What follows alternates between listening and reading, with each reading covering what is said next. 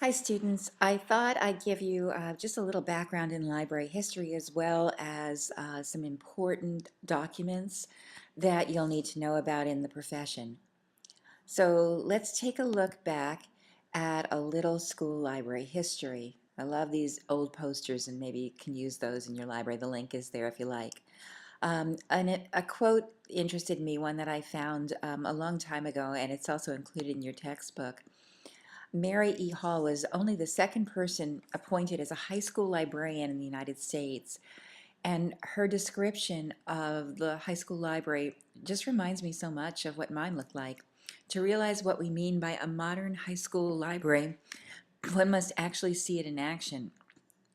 Even the high school librarian who spends her days year in and year out in the library feels each day the fascination and wonder of it all. To have as your visitors each day from 5 to 700 boys and girls of all nationalities and all stations of life, to see them come eagerly crowding in, 100 and more every 40 minutes, and to realize that for 4 of the most important years of their lives, it is the opportunity of the library to have a real and lasting influence upon each individual boy and girl gives the librarian a feeling that her calling is one of high privilege and great responsibility. Wow, doesn't that describe a good situation and one that many of us have experienced, I hope, and will experience? In fact, back in 1915, as I said, Mary was one of very few, maybe two librarians. And at that point, schools had book rooms and libraries that really didn't have librarians. Although teachers who were getting stability in terms of grade level and subject areas were building classroom collections. So we didn't have very many librarians. We didn't have library standards either. The first that I know about happened in 1945, was published by ALA's Committee on Post-War Planning, and it links school library effectiveness to the size of its book collections and frequency of classroom teachers' use. The school librarian was beginning to be seen as an instructional leader for the mental, emotional, and social growth of young people. As we move into 1960, we see AASL standards for school library programs. It's the first of our modern group of standards, and it specified collaborative leadership responsibilities. And this may have been inspired by the impact of Sputnik, the Cold War, the race to space, and our new interest in really ensuring that our students were capable in learning math and science and languages. And then 1969 brought us a focus on media. The ASL and the Department of Audiovisual Instruction brought us the standards for school media programs. Also, out of that emerged the term School Library Media Specialist and School Library Media Center. Again, there was a focus on leadership and also public relations and administrative ability. The document proposed that the standards be revised every couple of years. In 1975, with collaboration from the Education, Communications, and Technology organization, we see a critical shift, and the school library is now an integral part of the total instructional program of the school, which focuses on school librarians as teachers. And then this was the first year I entered the school library part of our profession, and I encountered information power. And here we have that mission that we see resonates in the documents to come. The mission of the School Library Media Program is to ensure that students and staff are effective users of ideas and information.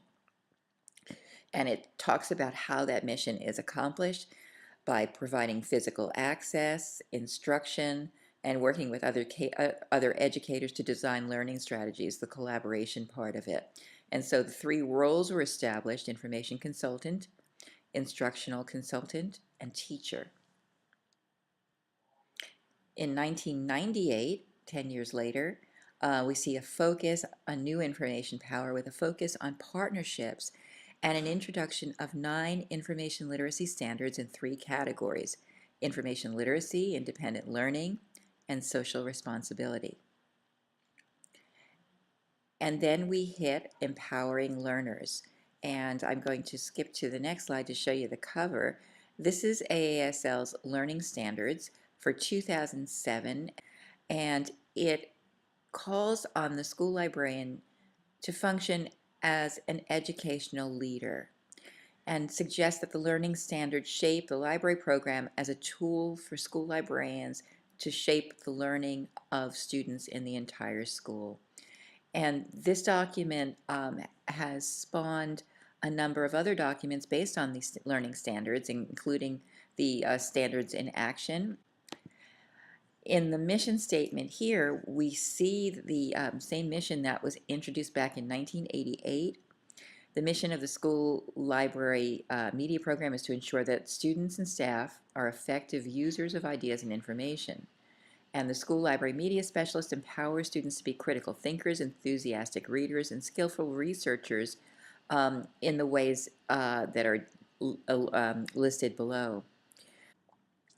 To summarize the standards, there are four basic areas, and you'll need to know these pretty well. The areas are inquire, think critically, and gain information.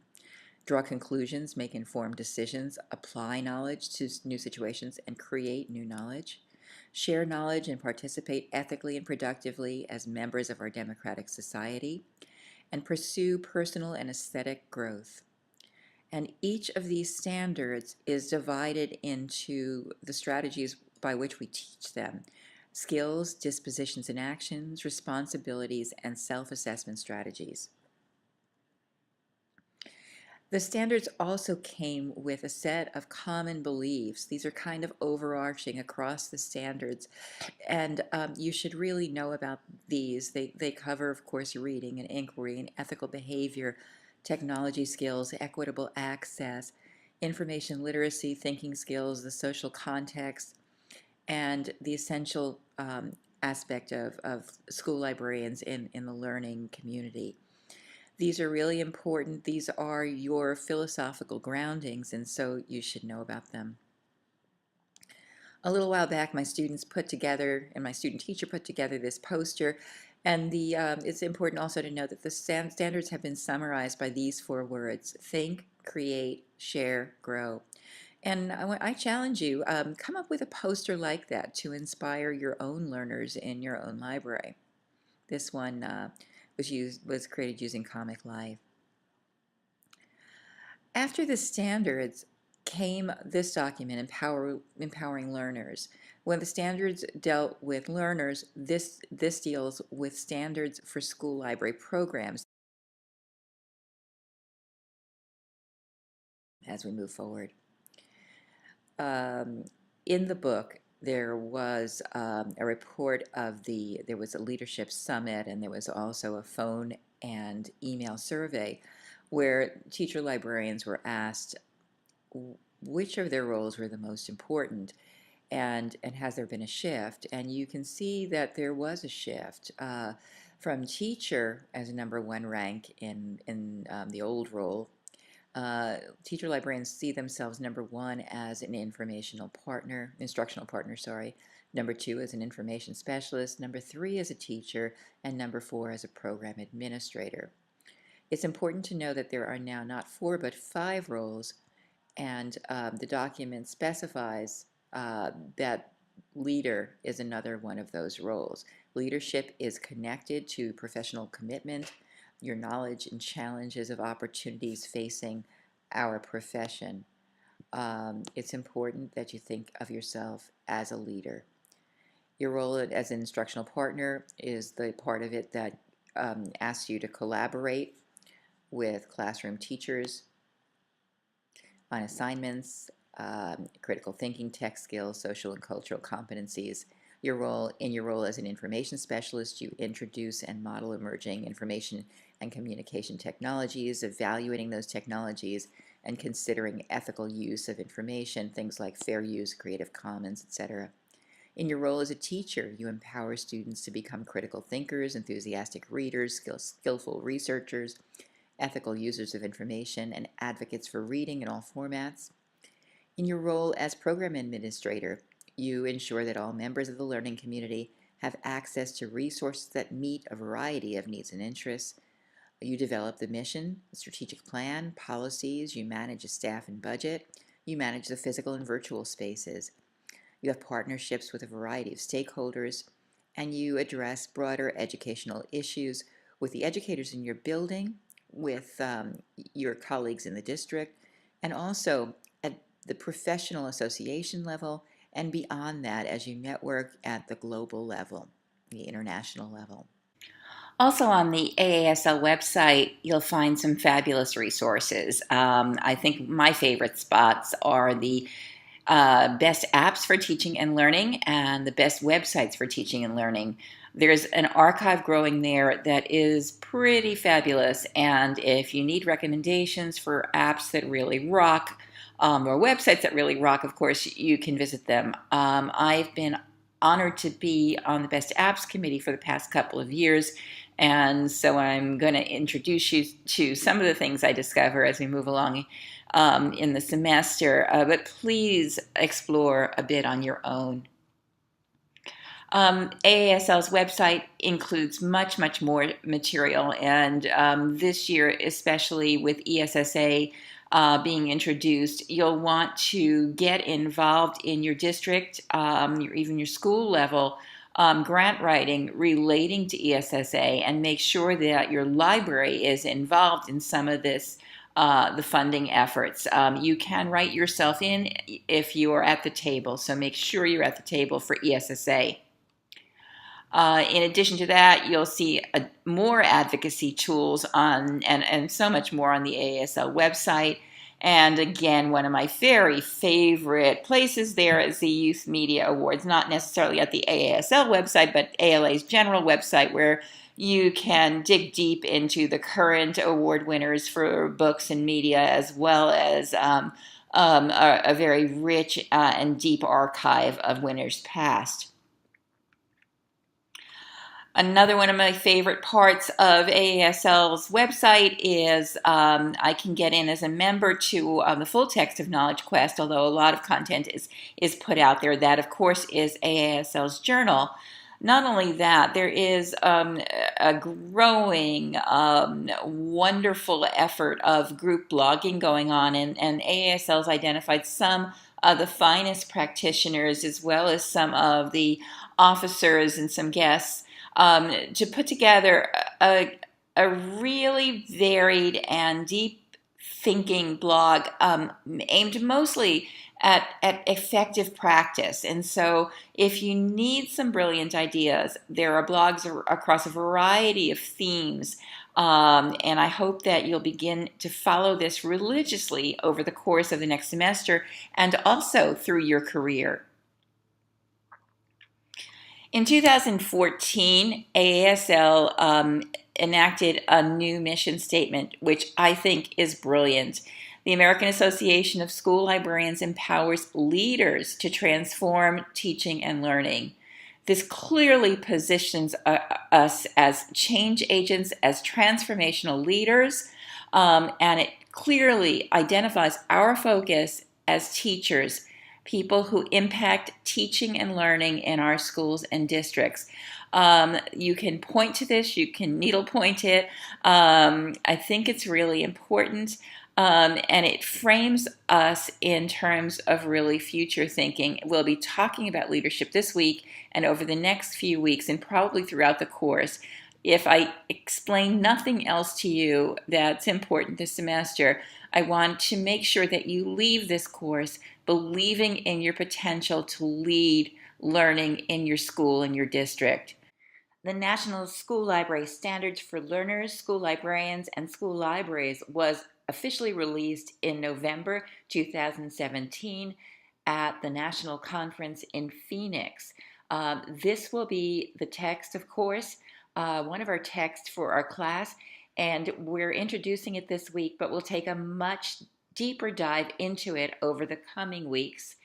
And just so you are aware, school librarians are not necessarily only concerned with our own national standards. We work in a culture, as we'll be talking about over the course of the semester, that is deeply connected to all of the other disciplines and grade levels.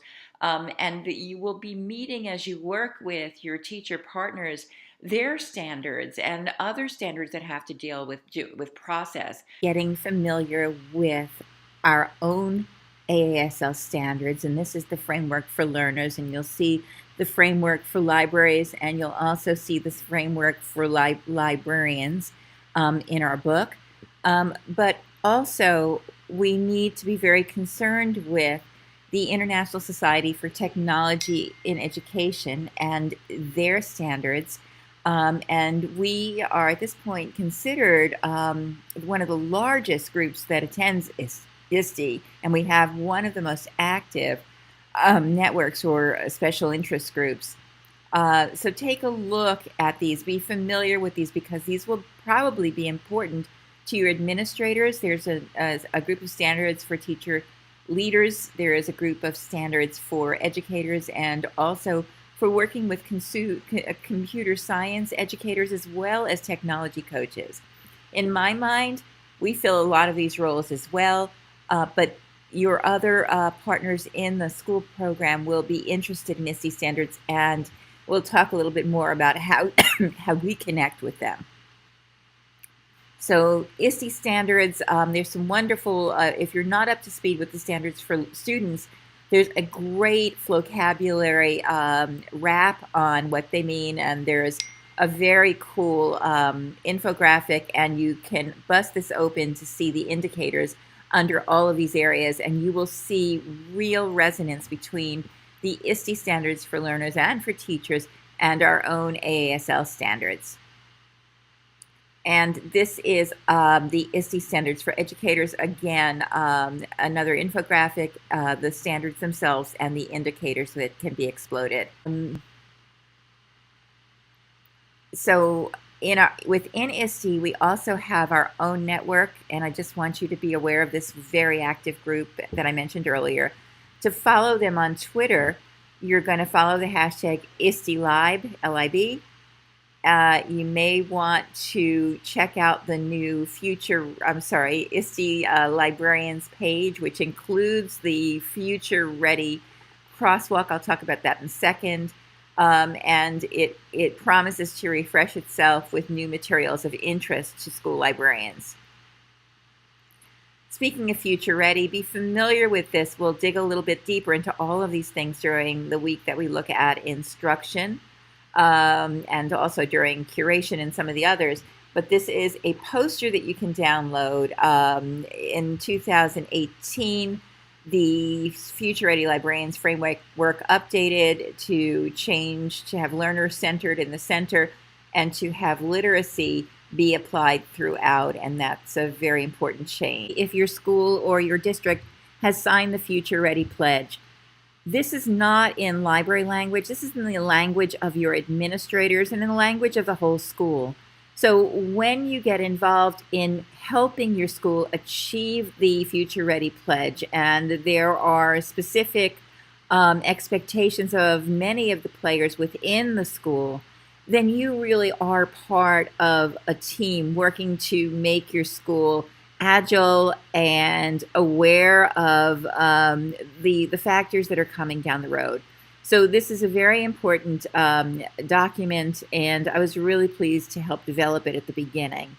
So find out if the school that you're working in is a Future Ready school, and you could also possibly lead the movement later on if you find yourself in a school that is not aware of it.